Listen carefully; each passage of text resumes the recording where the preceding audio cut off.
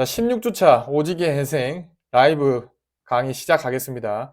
이번 주차는 소화계통 해보겠습니다. 전반부에 소화계 해부 내용을 설명드리고요. 그리고 후반부에 소화계 생리 설명드리도록 하겠습니다. 그리고 소화계통과 관련해서 여러분이 풀어보면 좋은 문제들을 라이브에서 한번 또 같이 풀어보도록 하겠습니다.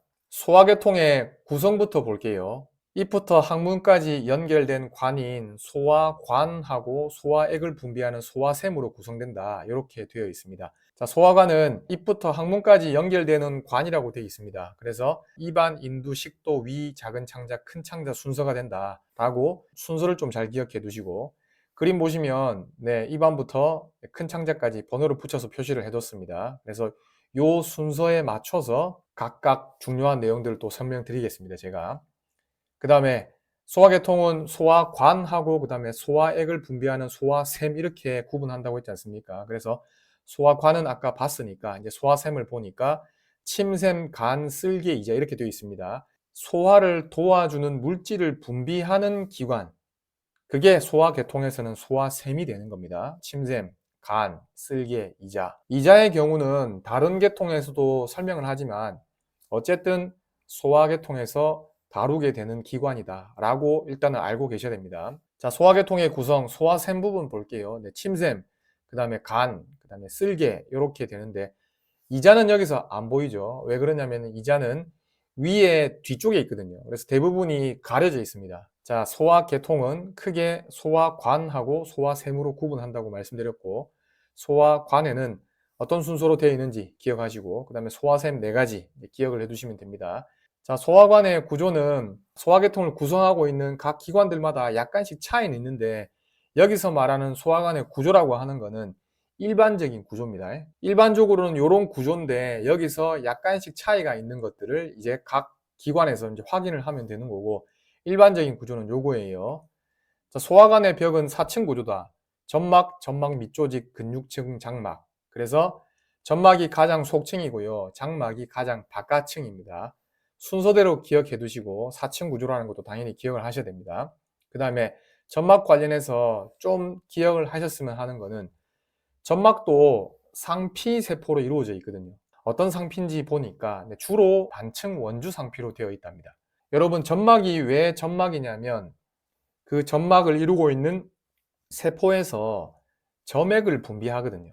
그래서 점막이 되는 건데 보통 이렇게 뭘 분비하는 세포들 있지 않습니까? 그런 세포들은 이렇게 단층 원주 상피인 경우가 많아요. 그 다음에 점막 밑조직은 이렇게 혈관이나 림프관이나 신경 등이 분포되어 있다. 기억하시고 그 다음에 근육층은 소화관에 분포하는 근육은 뼈대 근육하고 다르기 때문에 우리가 의지로 조절할 수 없는 거죠. 그래서 불수의 근입니다. 그래서 여기 보시면은 민문이 근육으로 구성이 되어 있다고 되어 있고 그 다음에 두 층으로 되어 있다는 것도 잘 기억하셔야 돼요. 예, 속에 있는 층을 돌림층이라고 얘기하고요. 바깥에 있는 층을 세로층이라고 얘기합니다. 돌림층은 어떤 작용을 하는 거냐면은 여러분 괄약근 있잖아요. 괄약근, 조임근 그런 것처럼 이 돌림층이 수축을 하게 되면은 관의 지름을 이렇게 작게 만들게 되겠죠. 조이게 되니까. 그런 역할을 하는 거고, 그 다음에 세로층의 경우는 그 관의 길이에 따라서 길게 배열해 있습니다. 그러면은 얘가 수축한다. 그럼 어떻게 되냐면은 관의 길이를 이렇게 짧게 만들어주는 작용을 하거든요. 소화관의 구조에서 근육층은 돌림층이랑 세로층으로 구성이 되어 있다. 이렇게 속과 바깥으로 구분해서 기억해 두세요. 소화계통의 소화관에 해당되는 첫 번째 부분, 입안부터 보겠습니다. 여러분, 제가 여기 빨간색으로 밑줄 친 것들은 아주 중요해서 쳤다기보다 이 부분을 설명해야지 라고 해서 표시한 것들이 많거든요. 그래서 여러분도 뭐 제가 되게 중요하다고 하는 거는 강조를 할 겁니다. 근데 그런 거 아니고 이렇게 표시되어 있는 것들은 그냥 마구잡이로 다 표시하시지 말고 나중에 뒤에 그림이 나오거나 또는 제 설명이 나오거나 하면 이 내용들과 비교해서 아 이런 내용이구나 라고 그냥 참고 정도로만 하고 넘어가도 괜찮겠다 싶은 것들은 그냥 넘어가셔도 괜찮고 왜냐면 읽어보고 이해가 되면 되니까요. 반드시 얘네들을 다 외워야 되겠다 이렇게 생각하지 않으셨으면 한다는 설명을 드리려고 지금 말씀드리는 겁니다. 자, 그림 보시면 저희는 이제 소화계통이니까 입안과 관련된 내용이 당연히 중요한 내용이 되겠죠. 그리고 여기 치아, 위쪽 치아하고 아래쪽 치아 사이 이렇게 점선이 있지 않습니까? 이 점선 부분이 뭐에 경계가 되냐면은 앞에 입 안은 입 안뜰하고 고유 입안으로 구분한다고 되어 있잖아요. 그래서 여기 1번이라고 표시된 부분이 입 안인데 이 치아 앞쪽 부분이 입 안뜰이 되고요. 그 다음에 이 점선 붙인 부분 뒤쪽부터 그 다음에 목구멍 이 부분 그 사이 부분 있지 않습니까? 여기가 이제 고유 입안이 되는 겁니다. 입안하고 코 안의 경계에 이제 입천장이 있고요. 손을 이제 입안에 넣어가지고 입천장 부분을 만져보시면 대번에 알 텐데 앞쪽에 3분의 2는 단단해서 단단 입천장이라고 하고 그 다음에 뒤쪽에 3분의 1은 물렁 입천장이라고 얘기를 합니다. 입안과 코 안의 경계가 입천장이라는 거, 그 다음에 앞쪽 3분의 2 단단하고 그 다음에 뒤쪽 3분의 1은 물렁하다. 이렇게 정리하시면 되겠고 그 다음에 요건 좀 기억합시다. 단단 입천장의 경우는 그 만져지는 부분에 뼈가 있어서 단단한 건데 위턱뼈의 입천장 돌기, 그 다음에 입천장뼈의 수평판이 만나서 이룹니다. 물렁 입천장의 경우는 물렁 입천장의 아래쪽 끝부분을 목젖이라고 한다고 했어요. 목젖은 어떤 역할을 하냐? 네, 음식물이 코 안으로 들어가지 못하도록 하는 역할을 한다. 이렇게 기억하시면 되겠습니다. 우리가 보통 혓바닥이라고 하는 부분은 실제로 이제 혓등이라고 부릅니다. 이 그림에서는 분개고랑 이 부분을 주요해서 보셔야 됩니다. 왜 그러냐면 이 분개고랑을 경계로 해가지고 앞쪽을 혀 전체 길이의 약 한 3분의 2 정도가 된다고 하고 분개고랑 뒤쪽 부분을 혀 전체 길이의 한 3분의 1 정도가 된다. 이렇게 구분을 하거든요. 이 분개고랑이 앞쪽과 뒤쪽을 나누는 기준이 된다는 점을 이제 확인하시면 되겠습니다. 혀에서 유두라는 부분을 볼 수 있습니다. 혀유두라고 해서 종류가 4가지가 나와 있는데요. 여기 정리된 대로 좀 봐두셔야 됩니다. 작업치료 국시에도 이게 나왔는지는 저도 잘 모르겠는데 모의고사에서는 한 번씩 물어봅니다. 우리가 모의고사 문제를 맞추자고 지금 준비를 하는 건 아닙니다만 여기 정리한 내용대로 좀 기억을 해 두셨으면 합니다. 하나만 더 추가로 설명드리면 여기 맛봉오리라고 되어 있잖아요. 실제로 국시에서 맛봉오리라고 줄지 아니면은 한자 표현인 미뢰라고 줄지 확실히는 모르겠습니다만 어쨌든 맛을 감지하는 부분이죠. 맛봉오리라고 하는 게 우리가 단맛, 쓴맛 이런 걸 감지하는 부분은 다름 아니라 혀에 분포되어 있는 유두에 있는 이 맛봉오리 때문에 감지할 수 있다라고 알고 계시면 되겠습니다. 작업치료 국시에서는 삼키는 작용을 할 때도 그렇고 그 다음에 발음을 할 때도 그렇고 이 혀의 운동 관련해서 실제로 임상에서도 치료를 많이 하고 하다 보니까 이 혀에 있는 근육들을 알고 있는지를 묻는 문제가 나오거든요. 요거는 작업치료사용이긴 하나 그래도 혹시 모르니까 정리를 좀 해두셨으면 합니다. 자, 혀에 분포하는 근육은 바깥 기원 근육하고 고유 근육이라고 되어 있는데 고유 근육부터 설명할게요. 고유 근육은 마치 뭐처럼 생각하면 되냐면은 여러분 손의 내재근 알고 계시죠? 내재근 즉 해당 근육에 있는 곳이나 닿는 곳이 전부 손에 있는 그런 근육을 내재근이라고 하지 않습니까? 그런 것처럼 혀의 고유 근육도 혀의 내재근 같은 걸로 생각하시면 됩니다. 그래서 혀 속에서 일어나서 혀 속에서 끝나는 근육이라고 되어 있고 종류를 좀 기억하셔야 돼요. 여기 혀 위 세로근부터 혀 수직근까지. 그 다음에 바깥 기원 근육 같은 경우는 혀의 바깥에서 일어나 가지고 혀로 닿는 그런 근육들이고요. 여기 입천장 혀근 같은 경우는 입천장 뼈에서 일어나 가지고 혀로 닿기 때문에 이름이 이렇게 붙은 거고 그 다음에 턱끝 혀근은 턱끝이 아래턱뼈 부분이거든요. 그래서 아래턱뼈에서 일어나서 혀로 닿기 때문에 턱끝 혀근. 그 다음에 붓 혀근은 여기 붓이 뭐냐면은 관자뼈의 붓돌기입니다. 그래서 붓돌기에서 일어나서 혀로 닿기 때문에 붓 혀근이고 그 다음에 목불 혀근은 목불뼈 있죠. 목불뼈에서 위쪽에 있는 혀로 닿기 때문에 목불 혀근 이렇게 부릅니다. 바깥 기원 근육, 그 다음에 고유 근육으로 구분해 가지고 혀의 근육들을 좀 기억을 해 두셨으면 합니다. 물리치료 국시에는 좀 나오기가 어렵지 않을까라는 생각을 덧붙입니다. 혀에서 느끼는 감각을 볼게요. 자, 혀의 앞 3분의 2 일반 감각은 혀신경이 담당하고 뒤 3분의 1 일반 감각은 혀인두신경, 그 다음에 혀의 앞 3분의 2의 미각은 고실근신경, 뒤 3분의 1의 미각은 혀인두신경이 담당합니다. 혀의 뒤쪽 3분의 1은 일반 감각이든 미각이든 모두 혀인두신경이 담당을 하네요. 그리고 마지막으로 혀의 모든 근육에는 혀밑신경이 분포한다라고 되어 있습니다. 혀의 모든 근육이라는 말은 혀를 움직이는 것과 관련된 겁니다. 자, 요거는 이제 인두하고 관련된 설명을 드리려고 가져온 그림인데요. 저희가 지난 시간에 호흡 개통할 때 인두는 호흡계통에도 속하고 소화계통에도 속하는 기관이라고 했지 않습니까? 그렇게 설명드리면서 인두에 대해서 자세하게 말씀드렸습니다. 그래서 여기서는 굳이 자세하게 볼 필요는 없어서 그냥 그림만 한 번 더 확인하겠습니다. 인두는 이렇게 코인두, 입인두, 후두인두로 구분을 하고 실제로 소화계통과 그 다음에 호흡계통의 공통 통로가 되는 부분은 이 세 부분 중에서 이제 입인두 부분이 되는 거죠. 왜냐하면은 입인두 부분으로 공기도 통과하고 그 다음에 음식물도 통과하게 될 거니까. 이제 식도 보겠습니다. 자, 기관의 뒤에 있다라는 점 기억해 두시고, 식도는 후두연골 중에서 반지연골 아래쪽부터 시작을 한다고 했어요. 그 반지연골 아래쪽 부분이 척추뼈 높이로는 C6쯤 된다고도 말씀드렸습니다.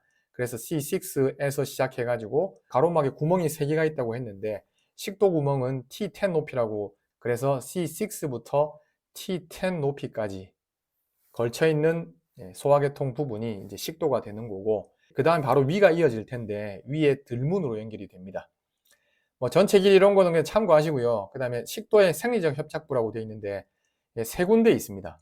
보통은 협착이 되어 있다라고 하면은 문제가 있는 것으로 생각합니다만, 앞에 생리적이란 말이 붙어 있을 경우에는 문제가 있는 건 아닌데 좁아져 있는 부분, 이렇게 얘기할 때 생리적 협착부라고 얘기하거든요. 그래서 식도가 시작하는 부분, C6 높이부터 시작한다고 했잖아요. 그래서 C6 높이쯤 그 위치에 있는 식도 부분은 좀 좁아져 있는 거죠.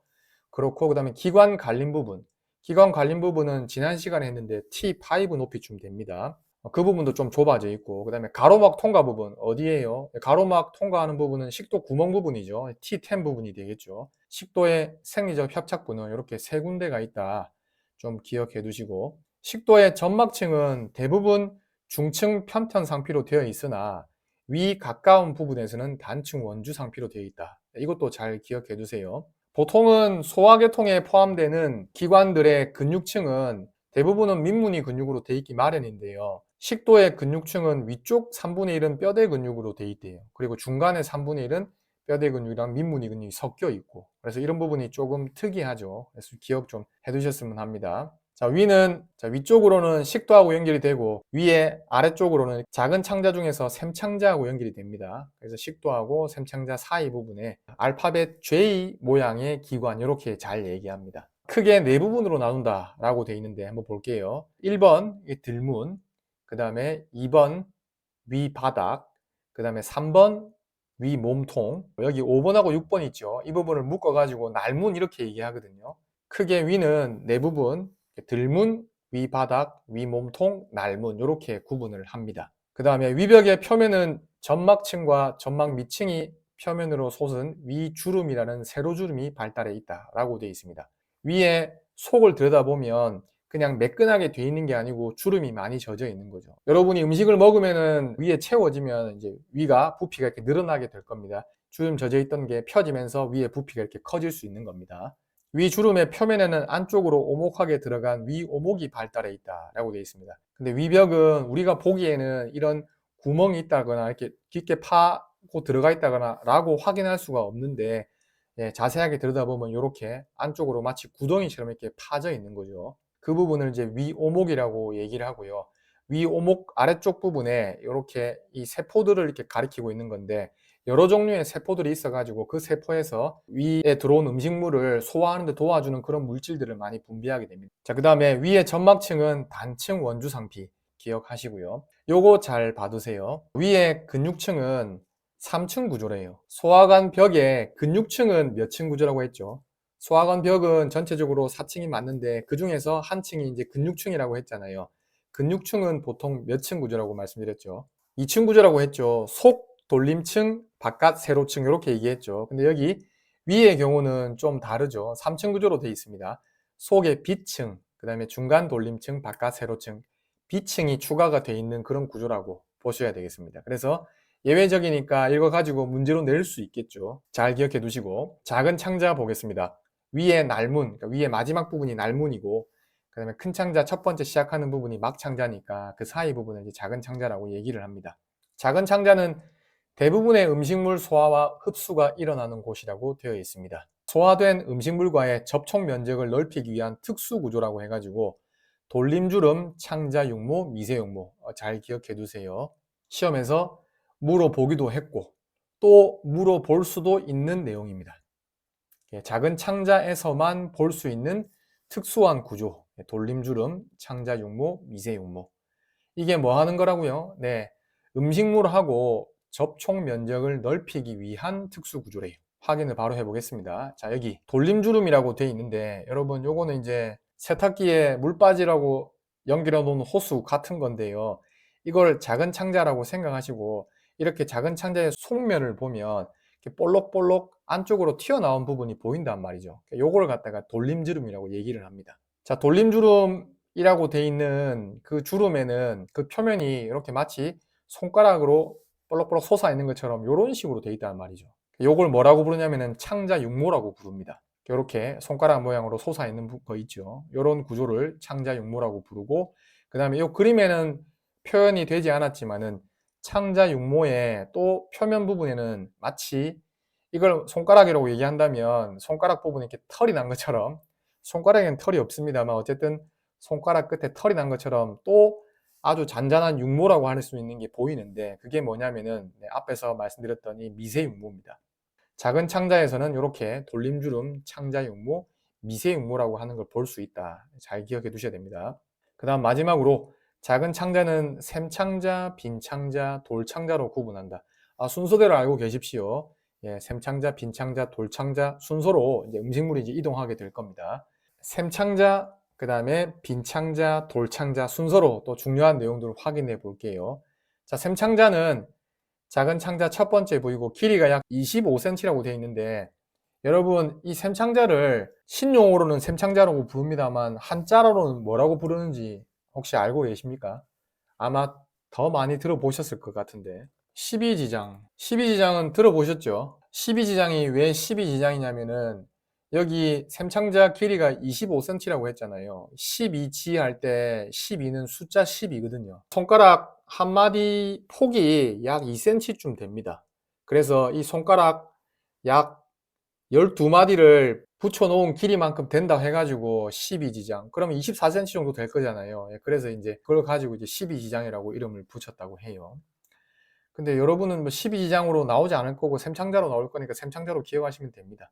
편의상 위, 내림, 수평, 오름 부분으로 구분을 한대요. 1, 2, 3, 4 붙어 있죠, 번호. 네, 1번 위 부분, 그 다음에 2번 내림 부분, 그 다음에 3번이 수평 부분이고 4번이 오름 부분입니다. 나중에 확인하겠지만 이렇게 샘창자는 이렇게 약간 디귿자 아니면은 C자 모양으로 굽어져 있습니다. 샘창자 내림 부분에는 온슬개관하고 이자관이 열리는 큰 샘창자 유두가 있다. 이 작은 샘창자 유두 또는 덧이자관은 되게 중요한 부분은 아니고요. 그림 보겠습니다. 여기 제가 빨간색으로 동그라미 친 부분이 두 개가 있는데 위쪽에 있는 게 작은 샘창자 유두고 그 다음에 아래쪽에 있는 게 큰 샘창자 유두입니다.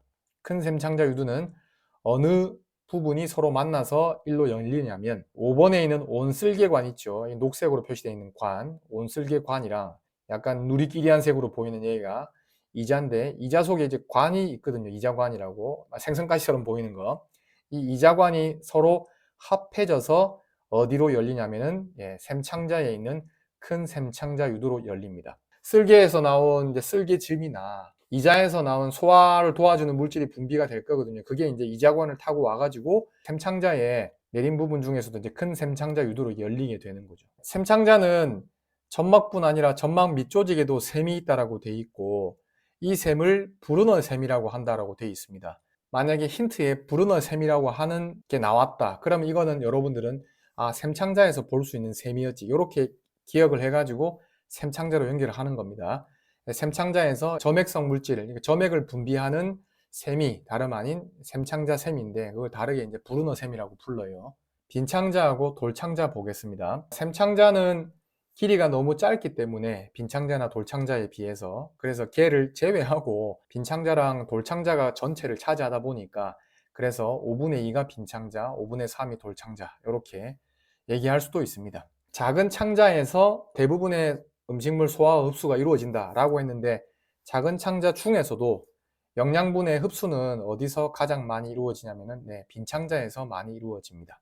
돌창자에서 볼 수 있는 좀 특이한 부위로 페이어판을 볼 수 있다라는 점 기억하시고, 그 다음에 돌창자하고 막창자의 접합 부위 쪽에 있는 돌창자 곁 주머니, 메켈의 get이라고 얘기하는데 이것도 돌창자와 관련된 부분으로 좀 기억해 두시고, 그 다음에 태생기 잔류물로 염증, 탈장, 장, 폐생의 장이 막히는 거예요. 폐색의 호발 부위로 또 기억을 해 두셔야 되겠습니다. 그래서 뭐 메켈의 게실, 페이어판 이런 거는 이름만 보고는 이게 어느 부위인지 저희가 짐작을 할 수가 없잖아요. 그래서 힌트를 준다고 하면 만약에 돌창자를 꼭 내겠다 그러면은 페이어판이나 메켈의 게실과 같은 이런 걸 힌트로 주지 않을까라고 생각을 합니다. 큰 창자는 여기 적혀 있는 순서대로 기억해 두세요. 순서가 중요합니다. 막창자부터 항문관까지. 느리끼리한 색깔로 좀 굵게 보이는 게 이제 큰 창자입니다. 참고로 작은 창자하고 큰 창자는 길이 차이 가지고 작다 크다로 구분한 게 아니고 지름 차이입니다. 실제로 길이는 작은 창자가 더 길거든요, 큰 창자보다. 근데 큰 창자가 관의 지름이 작은 창자보다 더 큰 거죠. 그래서 작은 창자, 큰 창자로 구분을 했습니다.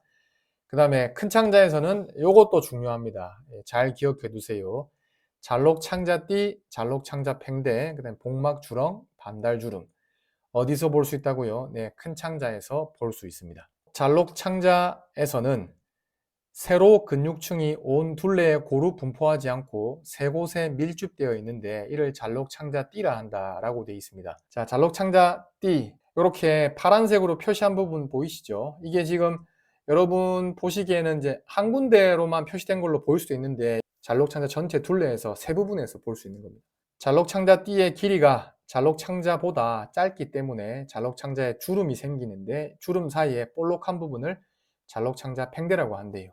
자, 보시면 이렇게 볼록볼록볼록 되어 있는 부분 보이시죠? 이게 이제 잘록창자 팽대가 되겠습니다. 자, 복막주렁이라고 되어 있습니다. 복막이 주머니처럼 늘어지고 그 속에 지방이 차 있는 것, 뭐 이런 식으로 뭐 그런 구조를 볼 수 있는 곳은 어디냐, 뭐 이런 식으로 힌트를 줄 겁니다. 복막주렁이라고 하는 것도 어쨌든 큰 창자에서만 볼 수 있다 기억해 두시고, 복막주렁은 막창자하고 고창자에는 볼 수 없대요. 좀 예외적인 사항이니까 같이 기억해 두시고요. 자, 요거는 어떤 그림이냐면은 큰 창자를 갖다가 마치 김밥 자르듯이 이렇게 자른 겁니다. 잘라가지고 단면을 보니까 이렇게 보이더라는 겁니다. 아까 잘록창자 띠는 세 군데에서 볼 수 있다고 했잖아요. 그래서 여기 하나, 둘, 세 군데가 이제 잘록창자 띠가 되는 거고 이렇게 쭉 늘어져 있는 것들을 볼 수 있습니다. 이게 이제 복막주렁이라고 하는 거예요. 반달주름도 큰 창자에서 볼 수 있대요. 잘록창자 팽대 사이에서 안쪽을 향해 생긴 주름이라고 되어 있습니다. 보니까 여기 안쪽으로 주름이 젖어 있는 게 보이시죠? 약간 돌출되어 있는 형태로 이걸 이제 반달주름이라고 하고 큰 창자에서만 볼 수 있는 구조다. 막창자에는 막창자 꼬리라고 하는 게 보인다. 큰 창자의 제일 첫 번째 시작하는 부분이 막창자고 막창자 그 아래쪽으로 이렇게 막창자 꼬리가 달려 있습니다. 뭐 실제로 요거도 국시에서 아주 잘 물어볼 만한 부분은 아니라고 보는데 뭐 모의고사나 또는 뭐 문제집 등에서는 한 번씩 볼 수 있습니다. 몇 번이 점이라고 해가지고요. 그림 볼게요. 자, 배꼽이고요. 그 다음에 ASIS입니다. 배꼽하고 ASIS를 3등분을 했을 때 가쪽 3분의 1 지점, 즉 ASIS에 좀 더 가깝게 위치한 지점, 이 지점이 몇 번이 점이고, 이 지점이 임상적으로 어떤 의미가 있냐면은 그 막창자 꼬리염 있을 때 보통은 복통을 호소하거든요, 환자가. 제가 이제 맹장 수술 유경험 환자입니다. 복통을 호소해가지고 너무 아프니까 참지 못해서 응급실에 갑니다. 가면은 의사가 이렇게 물어볼 거 아닙니까? 어떻게 아프냐? 그러면은 이렇게 아프다 하면은 맹장염이 의심된다. 그러면 여기를 눌러봐요, 의사가. 그러면은 여기 이렇게 꾹 누르면 이러다가 뗄 때 이래 되거든요. 그러니까 이게 누르다가 떼면 더 아파요. 그러면 의사가 맹장염입니다 이러면서 수술 바로 들어가시죠. 이렇게 돼가지고 이제 수술하러 가거든요. 맹장염 진단할 때 여기 누르는 지점이 여기 몇 번이 점이라고 하는 지점입니다. 소화계통에서 좀 굵직굵직하게 알고 계셔야 되는 내용들은 거의 대부분 다 설명을 드렸습니다. 소화계통을 구성하는 다른 파트인 소화샘 설명드릴게요. 자, 소화샘은 앞서서 침샘, 간, 쓸개, 이자 이렇게 구성이 된다고 했어요. 자, 침샘은 세 종류 있습니다. 귀밑샘, 턱밑샘, 혀밑샘. 그림 볼게요. 이렇게 1번, 2번, 3번으로 이제 표시한 부분들이고요. 물론 침샘은 더 많이 있습니다. 근데 다른 침샘들은 너무 짜잘해가지고 이름을 다 붙여주진 않고 이렇게 좀 큰 놈들에만 이름을 붙여뒀는데 우리는 큰 놈만 기억하면 됩니다. 그래서 이렇게 세 개의 큰 침샘들을 기억하시고요. 여기 귀밑샘, 턱밑샘, 혀밑샘 같은 경우는 뭐 장액샘인지 또는 혼합샘인지 또는 점액샘인지 이런 게 적혀 있잖아요. 침샘에서 분비되는 침의 성질이 어떻게 되는지도 구분해서 기억해 두시고, 장액은 좀 미끈미끈한 액체라고 생각하시면 되고, 그 다음에 점액은 좀 끈적끈적한 액체라고 생각하시면 됩니다. 그 다음에 침샘에서 분비되는 소화 효소로 아밀라제가 있다라는 점까지 기억하시고요. 그 다음에 간 보겠습니다. 인체에서 가장 큰 샘기관이라고 되어 있고 가로막 아래에 접해 있습니다. 보시는 바와 같이 녹색으로 선으로 표시한 게 가로막이고요. 가로막에 이렇게 바로 붙어 있습니다. 그 다음에 낫인대에 의해서 왼옆과 오른옆으로 구분한다. 이 가운데 파란색으로 표시한 게 낫인대라고 하는 거고요. 왼옆, 오른옆 이렇게 구분이 됩니다. 그 다음에 내장면에서 볼 때라고 되어 있는데 간의 아래쪽 부분에 다른 장기들이 들어있겠죠. 소화 장기들이. 그래서 그런 장기들하고 접하는 면을 내장면이라고 부릅니다. 그러니까 간의 아래면 이렇게 생각하셔도 돼요. 내장면에서 볼 때 내모엽하고 꼬리엽을 볼 수 있고 오른옆하고 내모엽 사이에 쓸개가 위치한다. 볼게요. 내모엽, 꼬리엽. 이거는 이제 간을 밑에서 위로 올려다 본 겁니다. 그렇게 보면 내모엽이랑 꼬리엽도 볼 수 있다. 간에 쓸개가 가깝게 위치해 있는데 쓸개 위치가 오른옆이랑 내모엽 사이 부분이다 라는 것도 기억해 두세요. 국시에 나왔어요. 이것도 마찬가지로 간을 아래쪽에서 올려다 본 겁니다. 간에 내장면 가운데 보니까 이렇게 간문이 있더라. 그 다음에 요거 좀 기억하시죠. 간의 혈액 공급은 기능혈관인 간문맥, 그 다음에 영양혈관인 간동맥이 담당한다 라고 되어 있습니다. 영양혈관은 간을 먹여 살리는 혈관입니다. 그래서 간동맥이고, 그 다음에 기능혈관은 그냥 혈액을 운반하는 역할을 하는 거라고 생각하시면 되는데, 간문맥은 흡수한 영양분 있지 않습니까? 그 영양분이 몽땅 간으로 갈 때 거의 대부분이 간문맥을 통해서 가거든요. 그 다음에 간 소엽 보겠습니다. 간 조직을 자세하게 들여다보면 그 구조가 육각 기둥 모양처럼 되어 있는데 그 각각을 간 소엽이라고 부른다. 이렇게 하시면 되고, 네, 이렇게 생겼습니다. 그리고 여기 빨간색으로 표시한 거는 뭐냐면은 간 소엽 부분을 이렇게 빨간색 선으로 표시한 걸로 이렇게 잘랐다는 뜻이에요. 잘라서 보니까 이렇게 보인다는 겁니다. 여기 간 소엽의 모서리에는 간 동맥, 간 문맥, 쓸개관으로 구성된 간 세동이가 있다. 간 세동이가 뭘로 구성이 되는지 기억해 두세요.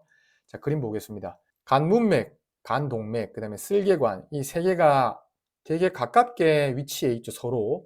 그래서 이걸 묶어가지고 간 세동이라고 부릅니다.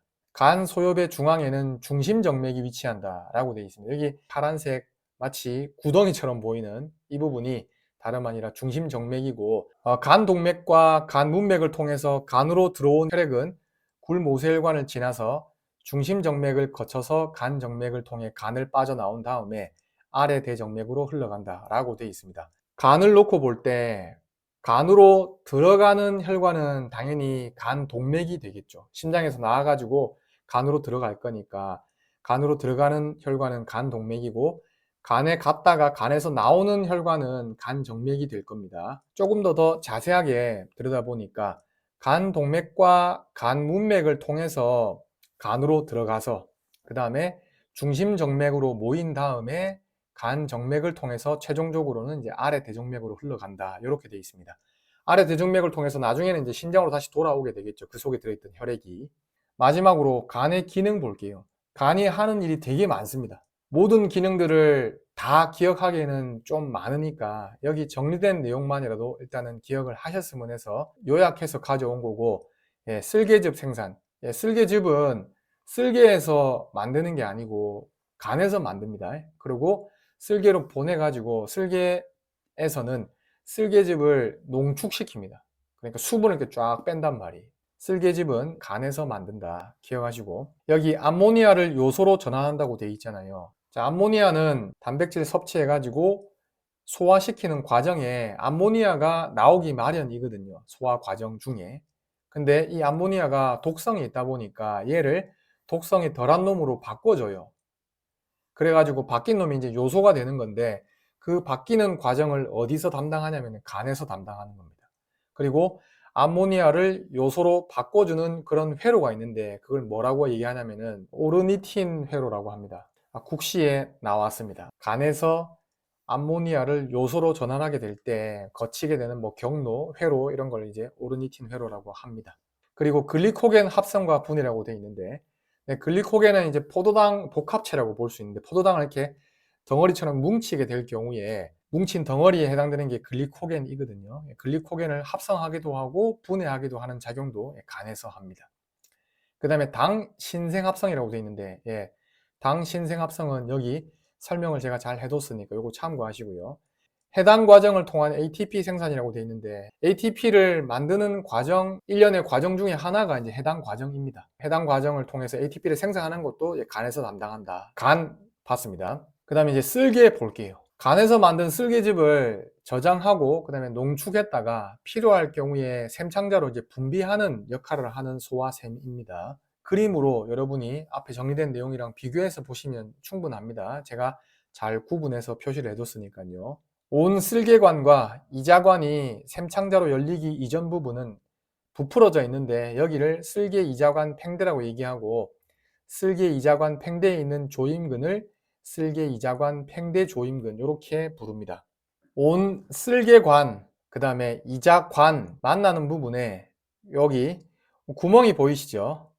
이 구멍 주변에 그 조임근이 있는 거죠. 이제 쓸개에 저장돼 있다가 분비되는 쓸개즙이나 이자에서 이자관을 따라서 소화를 도와주는 소화액 있지 않습니까? 이자액이라고 얘기하는데 그 소화액의 분비를 조절하게 됩니다. 그 조임근 부분이 쓸개 이자관 팽대 조임근이고 시험에서는 쓸개 이자관 팽대 조임근 이렇게 안 주겠죠. OD 조임근 이렇게 줄 겁니다. 참고로 여기 OD는 그 뽕나무 열매가 아니고요. 이 영어로 표기된 거 보이시죠? 사람 이름입니다. OD라고 하는 사람 이름. 소화샘의 마지막 부분으로 이자 볼게요. 위에 뒤에 위치해서 지금 그림으로 보시는 것처럼 위에 윤곽만 이렇게 표시를 한 거고요. 그래서 위에 뒤에 있는 거 확인하시고 지금 머리, 목, 몸통, 꼬리라고 되어 있는 게 이제 이자를 부위로 나눈 건데요. 머리 부분은 여기 1번이라고 되어 있는 부분에 마치 감싸져 있는 형태지 않습니까? 여기 1번은 이 샘창자 부분이거든요. 그래서 이자는 샘창자에 의해서 마치 이렇게 머리가 이렇게 둘러싸져 있는, 에워싸져 있는 그런 형태입니다. 그 다음에 이자의 꼬리 부분인데 이자의 꼬리 부분은 어디랑 또 맞닿아 있냐면 여기 2번 있잖아요. 2번은 지라거든요. 지라. 비장이라고 하는 부분입니다. 샘창자하고 지라 부분하고 이렇게 머리와 꼬리가 맞닿아 있는 위치에 있다라는 점 확인하시고요. 그 다음에 이자는 소화 효소를 분비하는 외분비 기능하고 호르몬을 분비하는 내분비 기능이 있다고 되어 있는데 그래서 소화를 도와주는 물질을 분비하기 때문에 소화계통에도 포함시키지만 호르몬을 또 분비하기 때문에 내분비 계통에도 포함되는 기관으로 설명이 될 겁니다. 그 다음에 외분비 기능을 하는 부분은 다름 아니라 소화를 도와주는 이자액을 분비하는 곳이에요. 꽈리세포라고 하는 곳인데 그곳에서 3대 영양소를 모두 분해하는 소화효소를 분비한다고 되어 있습니다. 3대 영양소는 탄수화물, 단백질, 지방이 되겠죠. 이자에서 3대 영양소를 모두 분해할 수 있는 소화효소를 분비한다 라는 점도 기억해 두시고 내분비 기능을 하는 부분은 특별히 랑게르한스 섬이라고 부릅니다. 그리고 이 랑게르한스 섬에서는 글루카곤, 인슐린, 소마토스타틴이라고 하는 호르몬을 이렇게 분비합니다. 이 호르몬이 각각 어떤 작용을 하는지는 나중에 내분비 계통할 때 좀 자세하게 설명드리도록 할게요. 자, 이렇게 해서 소화계 해부는 다 마무리가 되었고요. 이제 소화계 생리 보겠습니다. 자, 소화계 생리는 어떤 소화 분비 물질이 있는지 그리고 분비된 물질은 소화에 어떤 도움을 주는지 여기에 대해서 집중해서 보셔야 되고 그 다음에 소화 운동으로는 또 어떤 운동들이 있는지 그 다음에 영양분은 어떤 경로로 흡수가 되고 또 어떤 영양분이 어디로 흡수가 되는지 이런 것들을 좀 잘 봐두셔야 되겠습니다. 대부분의 내용이 잘 정리가 되어 있기 때문에 그 내용만 가지고도 충분히 이해가 되는 부분이 많아서 설명을 좀 최소화하고 말씀드릴게요. 전반적인 내용을 설명드리기 전에 요거는 국시에서 물어볼 만한 내용은 아닌데 소화 최종 산물이라고 해서요. 3대 영양소 있지 않습니까? 탄수화물, 그 다음에 단백질, 지방 이렇게 있잖아요. 최종적으로 분해가 되면 어떤 분해 산물이 되는지를 좀 알고 계셔야 되겠습니다. 그 그 다음에 위세매 세포라고 되어 있습니다. 으뜸세포부터 D세포라고 되어 있잖아요.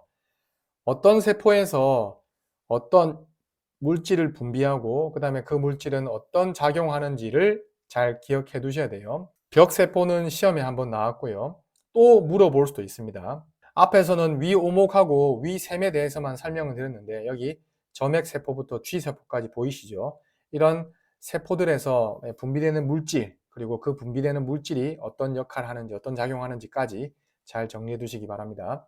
위액의 분비 촉진, 즉 위액이 어떤 자극에 의해서 분비가 촉진되는가입니다. 뇌상, 위상, 장상 이렇게 돼 있고요. 설명되어 있는 내용들이 거의 대부분을 다 얘기해 주고 있는 거라서 따로 더 말씀드리진 않겠습니다. 저는 이제 키워드에 해당되는 것들만 표시를 해뒀는데 요거만 달랑달랑 보시지 말고 전체적인 내용을 한번 쭉 읽어 보십시오. 그 다음에 작은 창자에서의 소화 볼게요. 작은 창자에서 엔테로키나제, 세크레틴, 그 다음에 콜레시스토키닌이 각각 작은 창자의 샘창자에서 분비가 됩니다. 여러분, 샘창자가 왜 샘창자냐면 말 그대로 샘이라고 하는 거는 저장하고 있던지 아니면 만들어 가지고 분비하는 곳들을 샘이라고 부르거든요. 샘창자의 경우는 소화를 도와주는 이제 물질을 많이 분비하기 때문에 샘창자가 되는데 이런 물질들이 분비가 된다는 겁니다. 어디서 분비되는지는 말씀드렸고 분비되는 물질이 또 어떤 역할, 어떤 작용하는지도 같이 봐두십시오. 쓸개즙 보겠습니다. 자, 간에서 생성된다 라고 돼 있고 쓸개즙의 가장 중요한 역할은 여기 지방을 유화하는 겁니다. 지방을 유화하는 게 지금 가로 속에 적혀 있는 내용이에요. 보통 소화작용은 가수분해라고 얘기해가지고 물을 첨가해서 분해하는 거거든요. 근데 지방은 물하고 잘 궁합이 안 맞다 보니까 분해를 잘 해내기가 어렵다. 그래서 그 쓸개즙이라고 하는 놈이 여기 보시면은 지방 덩어리를 좀 잘게 쪼개주는 역할을 하는 거죠. 그래서 잘게 쪼갠 걸 소화 효소가 와가지고 잘 결합할 수 있게끔 해주는 작용을 하는 게 이제 지방 유화라고 하는 겁니다. 자, 그 다음에 이제 이자액 볼게요. 자, 이자액은 아밀라제, 트립시노겐, 키모트립시노겐, 리파제가 이자액에 포함되어 있는 소화 효소라고 기억을 하셔야 되겠습니다. 당연히 이자에서 분비가 되는 소화 효소들이겠죠. 그 다음에 위장관의 운동 볼게요. 자, 위의 운동, 작은 창자의 운동, 큰 창자의 운동이 있습니다. 자, 위의 운동부터 보겠습니다. 자, 여기 꿈틀 운동인데 여기 녹색으로 보이는 얘가 음식물 덩어리라고 해볼게요. 소화관을 따라서 이동하게 될 때 화살표가 가리키는 부분이 소화관이 수축하는 부분인데 순차적으로 왼쪽부터 오른쪽으로 이렇게 쭉 소화관 벽이 순차적으로 수축을 하면서 이 녹색으로 보이는 음식물 덩어리를 그림상에서 왼쪽에서 오른쪽으로 이렇게 쭉 이동시키는 겁니다. 이걸 갖다가 이제 꿈틀 운동이라고 얘기를 해요. 마치 치약을 이렇게 쭉 짜가지고 안에 내용물을 빠져나오게끔 하는 것과 같은 그런 비슷한 작용을 하는 게 위에서 일어나고 있는 꿈틀 운동입니다. 그 다음에 공복 수축은 여러분 배고플 때 꼬르륵 소리가 나잖아요. 위가 비어 있을 때 나는 소리고 그게 이제 공복 수축이 되는 거고요. 어쨌든 공복 수축은 위의 운동으로 기억하시면 됩니다. 그 다음에 작은 창자의 운동 중에서 꿈틀 운동도 일어나는데 위에 꿈틀 운동에서 설명드렸으니까 여기 분절 운동, 흔들 운동, 융보 운동이라고 있습니다. 제가 잘 정리를 해뒀으니까 한번 읽어보시고 여러분들은 어쨌든 분절 운동, 흔들 운동, 융보 운동은 위장관의 운동 중에서는 작은 창자에서 일어나는 운동이다. 이렇게 기억하시고요. 그 다음에 큰 창자에서 일어나는 운동으로 집단 운동이랑 팽기 수축도 이건 큰 창자에서 일어나는 운동이구나 이렇게 알고 계시면 되겠습니다. 팽기 수축은 다른 말로 팽대 수축이라고도 부르거든요. 근데 그 팽대가 뭐냐면 잘록 창자 팽대를 가리켜요. 잘록 창자는 큰 창자에 속하잖아요. 큰 창자에서 일어나는 운동이구나 기억하시면 되겠습니다. 마지막 내용 볼게요. 자, 영양물질의 흡수 보겠습니다. 포도당, 아미노산 쭉 얘네들은 묶으면 이제 수용성 물질이 되는 거고 그 다음에 여기 아래쪽에 있는 것들은 묶으면은 지용성 물질이 되는 거예요. 그래서 수용성 물질하고 지용성 물질이 각각 어떤 경로를 통해서 흡수가 되는지를 이제 설명드리려고 하는 겁니다. 혹시나 수용성, 지용성이 좀 헷갈린다. 수용성은 물에 잘 녹는 애들. 그러니까 지용성은 물에 잘 안 녹는 애들이에요. 물에 잘 녹는 그런 영양 물질들은 일단은 창자 육모의 모세혈관으로 흡수가 됩니다. 그리고 간문맥을 따라서 간으로 간 다음에 간 정맥을 통해서 최종적으로는 아래 대정맥으로 가고 다시 심장으로 돌아가게 되는 거죠. 아까 창자 육모라고 하는 게 이렇게 손가락처럼 솟아 있는 거라고 말씀드렸습니다. 창자 벽에 이렇게 돌출되어 있는, 작은 창자 부분에 돌출되어 있는 부분이 창자 육모라고 했고요.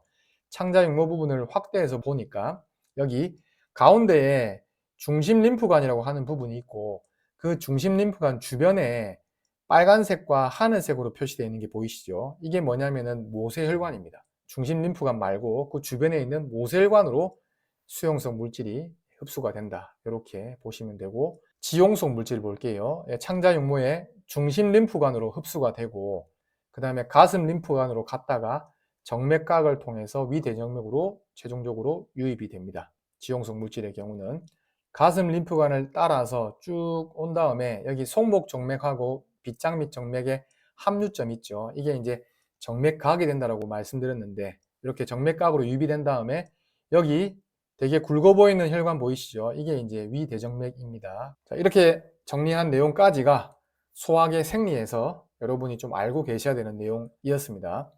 자, 이렇게 해서 16주차 라이브 오지게 회생 마무리하겠습니다. 소화계 해부하고 소화계 생리 관련해서 정리를 해봤고요. 문제도 다 풀어봤습니다. 저 정도 문제를 해결할 수 있을 정도가 되면 충분히 올해 보게 될 국시에서도 대비가 된다라고 생각을 하고, 왜냐하면 뼈대나 근육이나 신경 같은 경우는 문항수가 비교적 많이 출제가 되는 반면에 소화계통, 호흡계통 이런 계통들은 만약에 올해 국시도 22문제가 출제가 된다면 크게 과거 국시와 다름없이 뭐 한 문제, 뭐 두 문제 이런 정도로밖에 출제가 되지 않을까요? 진짜 많이 출제가 돼도 두 문제 이렇게. 그렇다고 하면 좀 굵직굵직한 걸 물어볼 가능성이 좀 더 있지 않을까라고 하는 게 제 개인적인 생각이거든요. 그리고 국시에서 출제된 문제들을 봐도 좀 굵직굵직한 것들 위주로 물었습니다. 물론 그건 저희가 예측할 수는 없죠. 실제 국시가 어떻게 달라지게 될지는 알 수는 없지만 그런 흐름대로 간다고 하면 좀 비중 있는 것들 위주로 나오지 않을까. 그래서 강의에서 전달한 내용들이면 충분히 대비가 되는 정도가 되지 않을까라고 말씀을 드립니다. 오늘 16주차 라이브는 마무리하고요. 강의 듣느라고 수고 많으셨습니다.